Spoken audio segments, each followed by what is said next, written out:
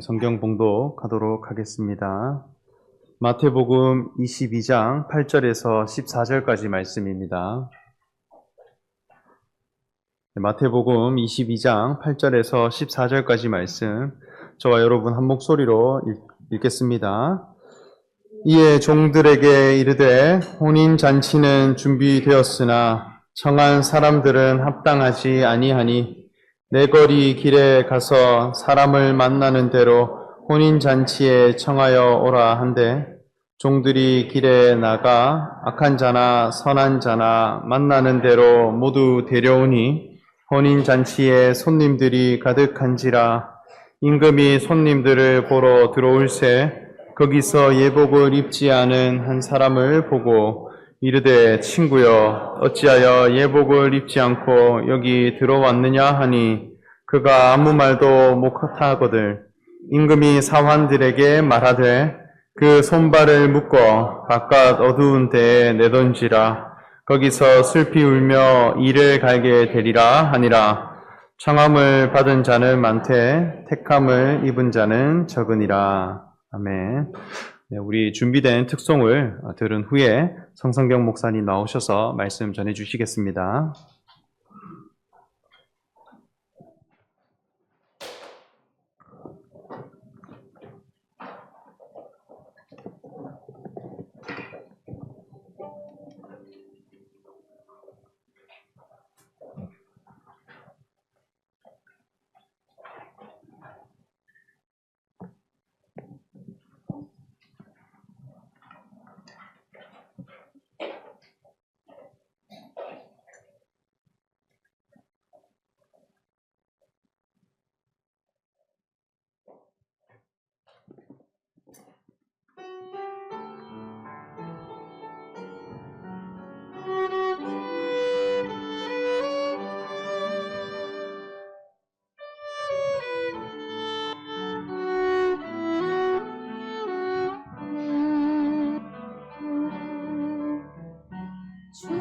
주께서 주신 동산에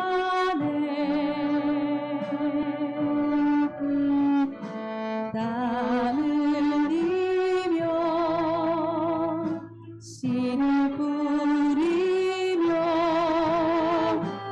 내 모든 삶을 드리리.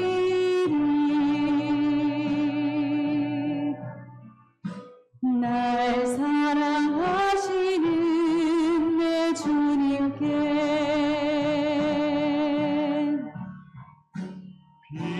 비바람 앞을 가리고 내 육체는 쇠잔해져도 내 모든 삶을 드리라. 내 사모하는 내 주님께 땅 끝에서 주님을 맞으리.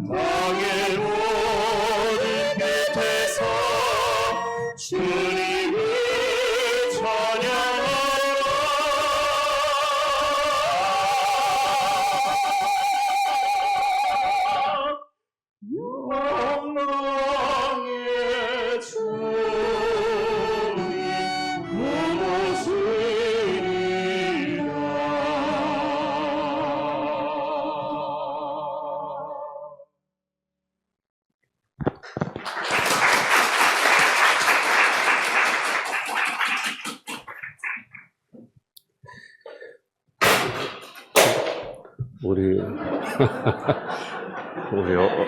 화답성어로 교회 찬양 한 장 부르겠습니다. 28번 교회가 있네 찬양 부르겠습니다.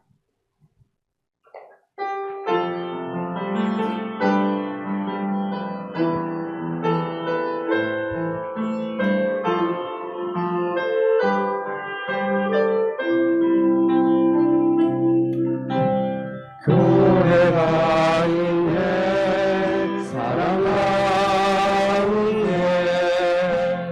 위로와 평안이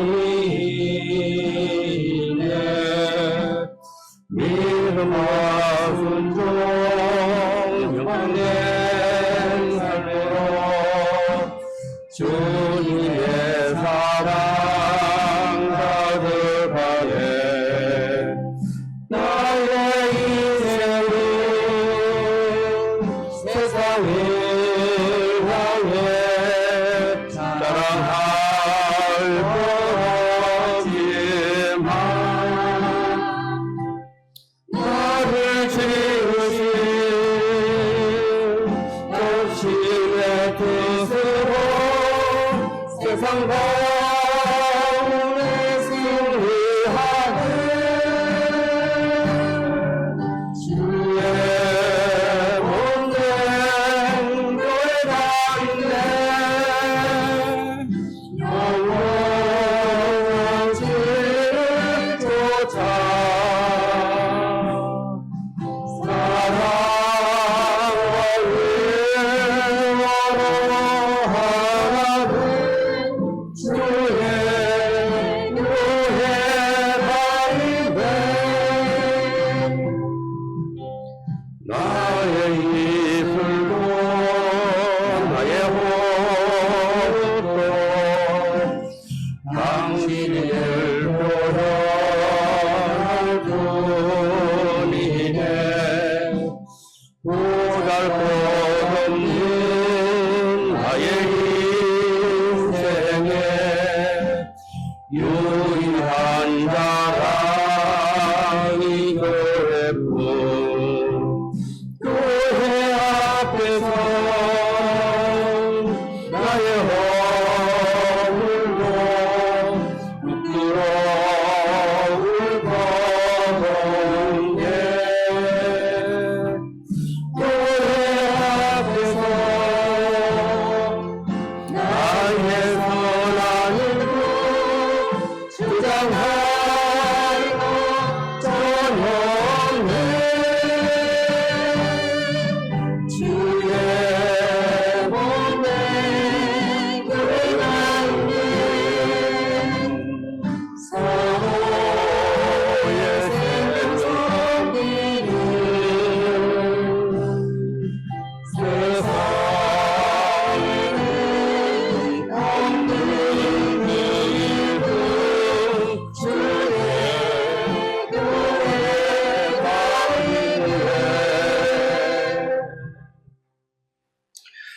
있네 이제 추수감사절 메시지를 전하려고 합니다. 추수감사절은 원래 율법대로 성경에 초막절로 지키던 절기입니다. 또 초막절을 다르게 표현할 때는 수장절 그렇게도 표현합니다. 초막절이라고 하는 것은 추수물을 다 거둬들이고 이스라엘 백성들이 광야로 나가서 말 그대로 초막을 짓고 7일간 그곳에서 축제를 즐기는 거예요. 여호와 하나님께 제사를 지내고 더불어서 함께 즐거워하고 축제를 즐기는 그런 절기가 추수감사절 초막절로 지켰습니다. 우리 사무엘 동산에서도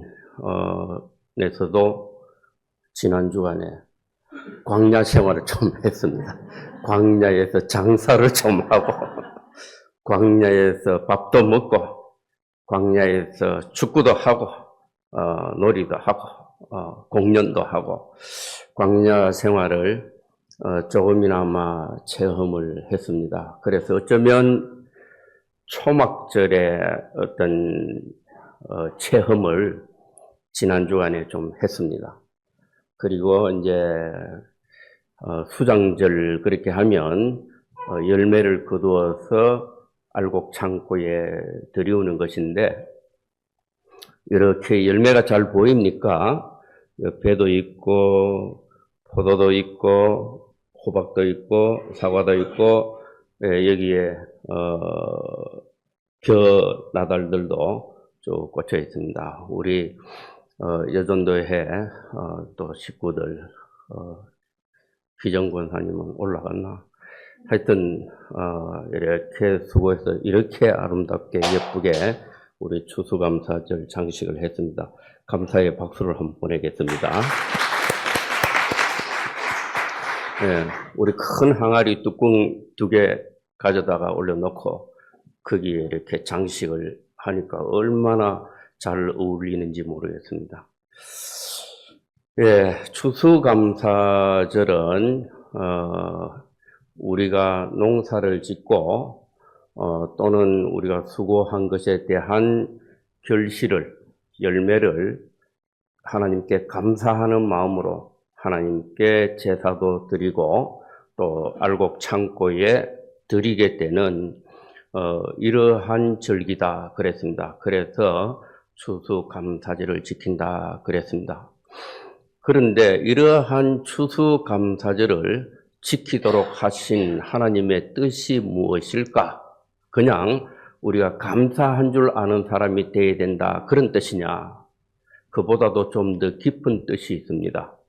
그것은 뭐냐 하면은 우리가 농사 중에 가장 중요한 농사는 무슨 농사다? 자식 농사라 그랬어요. 자식 농사. 농사 중에 과수원 농사가 최고다, 벼농사가 최고다, 아무리 그렇게 해도 제일 중요한 농사는 뭐다? 자식 농사예요. 자식 농사 말아먹으면 끝장이야, 끝장. 부모가 애써서 수고해서 길러놓은 자식이 뭔가 구렁텅이에 빠져버렸다. 그러면 모든 농사를 다 망친 거나 마찬가지예요. 하나님도 마찬가지입니다. 하나님도 추수물을 거두기 원하시는데, 그저 하나님이 논밭에 열매 많이 거두게 되는 것, 거기에 하나님의 뜻이 있는 것이 아니라 하나님의 자녀들, 훌륭한 하나님의 자녀들이 나오기를 원하는 하나님의 그 마음을 깨달아 알라고 추수감사절을 지키라고 하는 거예요. 그래서 우리가 추수감사절을 잘 지켜가다 보면 하나님의 그 마음을 내가 깨닫게 되는 거예요. 그런데 추수물에는 그냥 들판에서 추수물을 쑥 거두드리는 그런 상태가 아니라 추수물을 거두어서 알곡 창고에 들리는 데는 절차와 과정이 있어요. 거기에는 죽정이는 내버리는 과정이 있습니다. 세례요한은 자신 뒤에 오실 하나님의 아들 그리스도가 계신데, 나는 물로 세례를 베풀지만은 그분은 불과 성령으로 세례를 베푸실 것이다. 자신의 타작마당을 정하시고 거기에서 알곡은 모아 곡간에 들이고 죽정이는 꺼지지 않는 불에 태우실 분이다. 이렇게 표현했어요. 그거 농사 이야기일까요? 농사 이야기가 아니에요. 사람이에요. 사람도 죽정이가 있다는 거예요. 사람도 신앙의 알곡이 있다는 거예요. 그걸 구분짓겠다는 거예요. 자, 오늘 그러면 알곡과 죽정이. 죽정이도 어디까지는 온다? 타작마당까지는 와요. 죽정이도 추수물 거두 드릴 때 다 추수물로 거두 드려져서 타작마당까지는 오는 거예요. 그런데 죽정이가 알곡 창고까지 들려지느냐? 그게 안 된다는 거예요. 그러면 타작마당에서 죽정이는 어떻게 된다? 그건 모아서 불에 태우실 것이다. 그건 알곡은 모아서 곳간에 드린다. 우리가 하나님 나라에 속하게 되는 것도 그냥 되는 것이 아니라 그 과정을 거쳐서 하나님 나라의 백성으로 자리매김하게 된다는 거예요. 거기에 대해서 이제 사람 추수, 사람 타작마당, 사람이 하나님 나라의 추수물로서 우리가 먼저는 초청받는 자가 된다. 오늘 본문 말씀이 그렇습니다. 먼저는 초청받는 사람이 된다. 그리고 다음에 선택함을, 택정함을 입어야 한다는 거예요. 그래서 청함을 받은 자, 초청함을 받은 자는 많지만은 택함을 입은 자는 적으니라. 그렇게 하고 있습니다. 자, 어떤 임금이 자기 아들을 위하여 혼인잔치를 배설해 놓고 거기에 사람들을 초대한다 그랬습니다.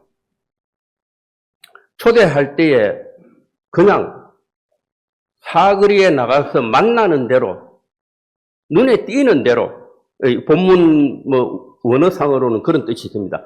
눈에 띄는 대로 그냥 초청하라. 그래서 다 초대를 한다는 거예요. 잔치에, 혼인잔치에.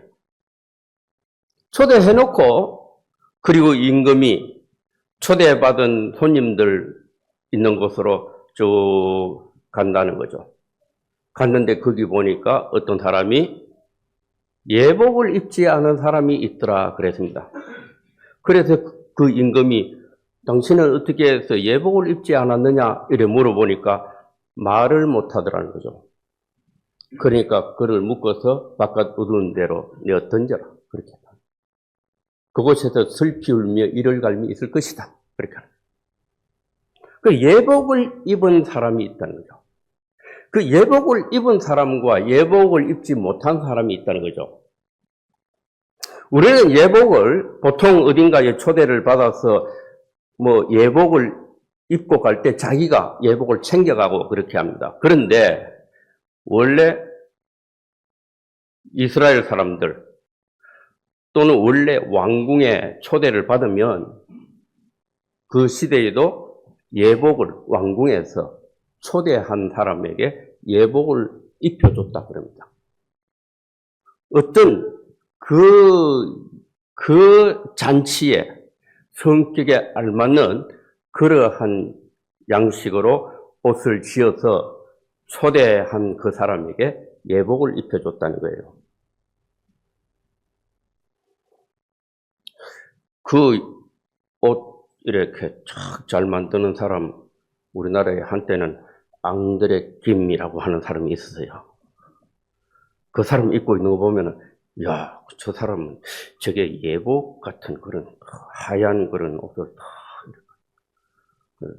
국회 청문회 때 당신의 본명이 뭐야? 하니까 김복동입니다. 이렇게 했었죠. 김복동 씨인데 이름이 앙드레 김이에요 하면서 이렇게 미끄러지듯이 그렇게 자기를 표현했는데 그 예복을 입는데 이거 자기가 지어 입는 그런 예복이 아니라 초대한 왕궁에서 그 잔치상에 걸맞는 그러한 예복을 지어서 입혀주는 거예요. 자, 그런데 예복을 입지 않은 자가 있더라 그랬습니다.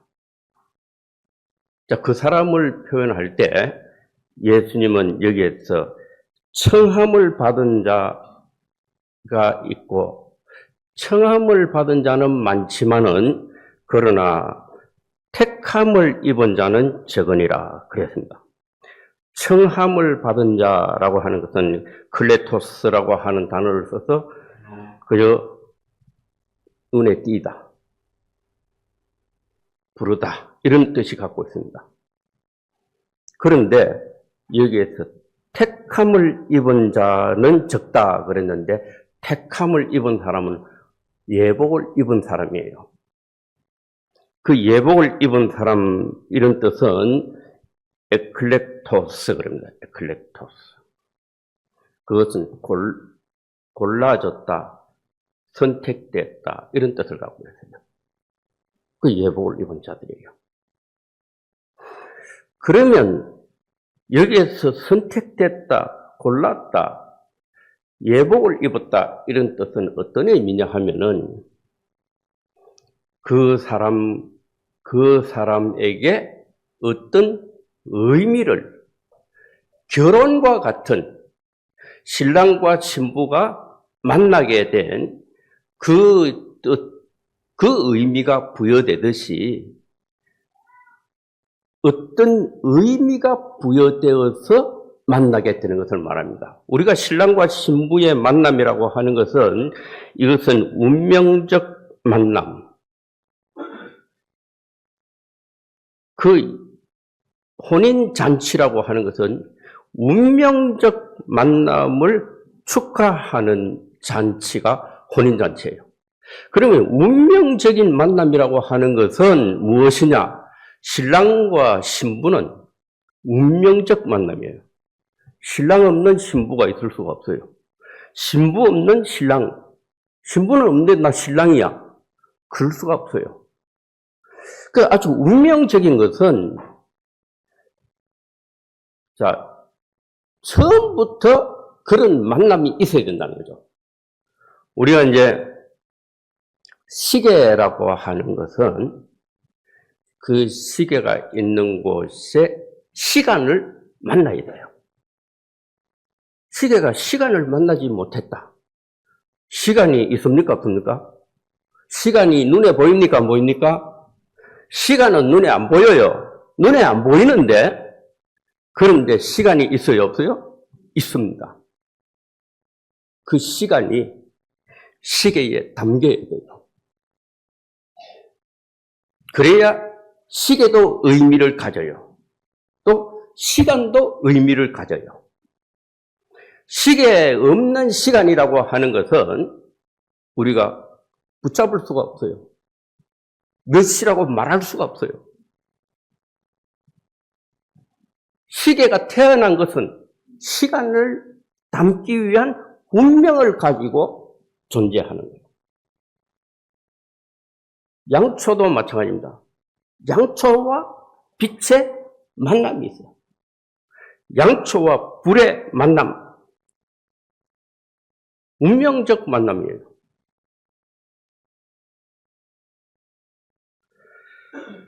그러므로 이렇게 양과 목자의 만남, 양은 목자 없이는 살아갈 수가 없어요. 목자는 양이 없는데 목자가 되느냐? 목자라고 하는 의미를 잃어버리게 됩니다. 양이 있을 때 목자라고 하는 의미가 살아난다는 거예요. 나는 목자야. 근데 양이 한 마리도 없어. 그럼 목자가 아닌 거예요. 양은 목자가 없으면 그 목숨이 달아난다는 거죠. 스승과 제자도 마찬가지입니다. 교사와 학생이 있다면 스승과 제자가 있어요. 제자가 있어야 스승이 있는 거예요.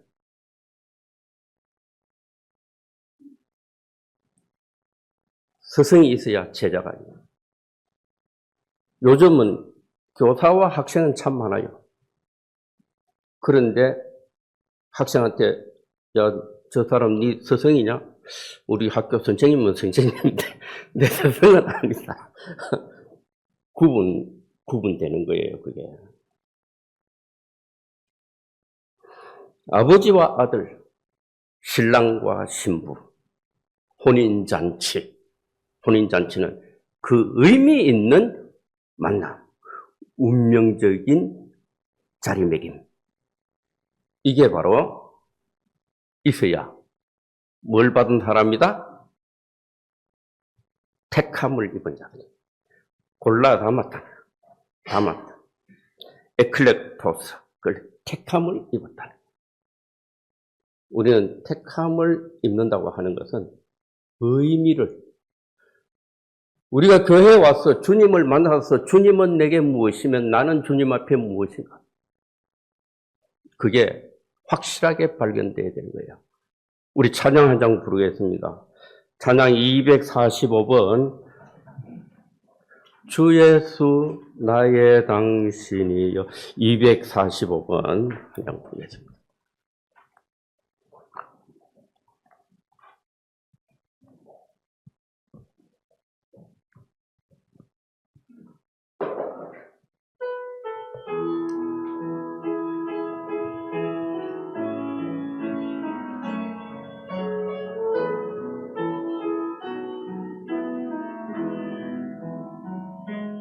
빛이 없어도 환하게 다가오시니 주 예수 나의 당신이여. 음성이 없어도 똑똑히 들려주시니 주 예수 나의 당신이여. 당신이 계시고 나도 있고 당신의 노래가 나오므로 나는 볼 수 있어요. 주여 꽃처럼 향기나는 나의 생활이 아니어도 나는 당신이 좋을 수밖에 없어요. 주 예수 나의 당신이여. 나는 없어도 당신이 곁에 계시면 나는 언제나 있습니다. 마음은 있어도 당신이 곁에 없으면 나는 언제나 없습니다. 당신이 계시고 나도 있고 당신의 노래가 나오므로 나는 볼 수 있어요. 주여 꽃처럼 향기나는 나의 생활이 아니어도 나는 당신이 좋을 수밖에 없어요. 주 예수 나의 당신이여. 나는 없어도 당신이 곁에 계시면 나는 언제나 있습니다. 나는 있어도 당신이 곁에 없으면 나는 언제나 없습니다. 당신이 계심으로 나도 있고, 내가 누군지 그분이 계심으로 내가 발견되는 거예요. 그런 만남이 있어야